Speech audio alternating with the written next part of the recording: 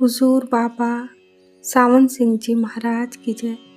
गुरु प्यारी साध संगत जी, 20 जुलाई 1945 की शुक्रवार को कालू की बड़ में 5 सावन को जन्मदिन मनाना नियत हुआ। यहाँ हुजूर की ज़ुबान मुबारक से मालूम हुआ कि हुजूर का जन्मदिन परविष्ठा सावन है। मौसम बहुत सुहावना था क्योंकि आसमान पर बादल घिर घिर कर आते थे। सुबह 8:30 बजे के करीब हुजूर अपने विश्राम स्थान के पास पहाड़ी पर सेवा में विराजमान हुए। उसके ख़त्म होने के आधे घंटे बाद पूरे 10 बजे सुबह सत्संग शुरू हुआ। चुनांचे संगत की संख्या कई हजार स्त्री पुरुषों की थी, इसलिए हुजूर का तख़्त पीपल के नीचे पहाड़ी से ऊपर टीले पर सजाया गया। बाकी संगत पहाड़ी पर बैठी। चूँकि सत्संग में बहुत सारे बेसत्संगी लोग थे, इसलिए उनके लिए संत मत के बुनियादी उसूल यानी शब्द या आकाशवाणी या निदाय आसमानी का व्याख्यान जरूरी था। इस मतलब के लिए पहले श्री गुरु ग्रंथ साहिब में से तीसरी पातशाही का शब्द तेरियां खाणी तेरियां बाणी बिन नावे सब भरम भुलाणी पढ़ा गया, जिसका मतलब यह है कि शब्द यानी निदाय आसमानी की खबर ना तो चारों प्रकार की वाणियों को है, ना सृष्टि की 4 किस्मों को है। गोया शब्द इन सबसे परे है, यानी शब्द लिखने पढ़ने में नहीं आ सकता, उसको रूह ही अनुभव कर सकती है और वह शब्द मुर्शिद गुरु से मिलता है। 4 प्रकार की वाणी बैखरी, मध्यमा, पश्यंती तथा परा है, यानी एक जो जुबान से बोली जाए, दूसरी जो गले से निकले, तीसरी जो हृदय से बोले और चौथी जिसे नाभि से योगी जन हिलोर उठाते हैं।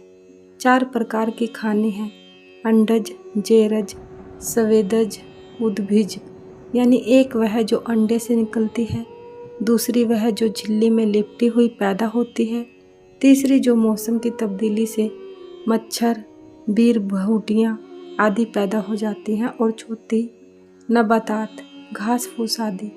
इसके बाद स्वामी जी के सार वचन में से नाम निर्णय लिया गया। बाद में कुछ लोगों ने जन्मदिन के उत्सव की खुशी में कविता पढ़ी, मगर हुजूर ने बंद करा दी। फरमाया कि मिठाई खाने के बाद गुड़ कौन खाएगा। संतों की वाणी के मुकाबले में दुनियावी नज़में आदि क्या मजा देंगी।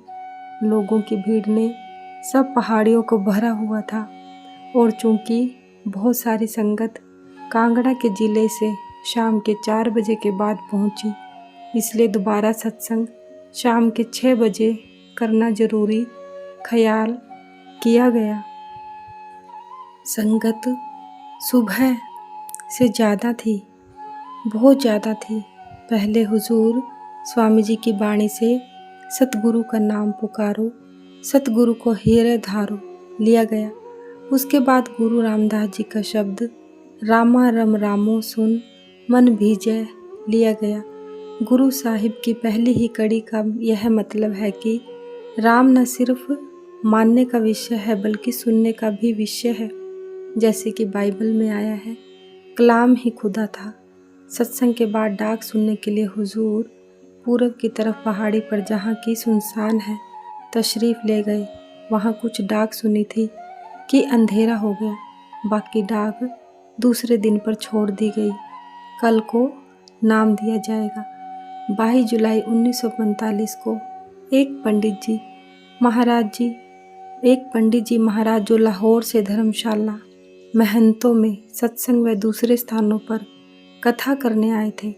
सत्संग में शाम के वक्त तशरीफ़ लाए तो तुलसीकृत रामायण में से भ्रम राम से नाम बढ़ वाली चौपाइयाँ निर्गुण सगुण भ्रम और राम नाम के विषय में पढ़ी गई।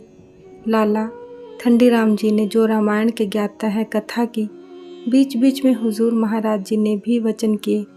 पंडित जी कहते थे, राम नाम की महिमा इन शब्दों में तुलसीदास जी महाराज ने की है, मगर हुजूर ने फरमाया कि खुद तुलसीदास जी ने कहा है, भ्रम राम से नाम बढ़। तो फिर कैसे नाम से मतलब वर्णात्मक राम नाम जपने का हो सकता है?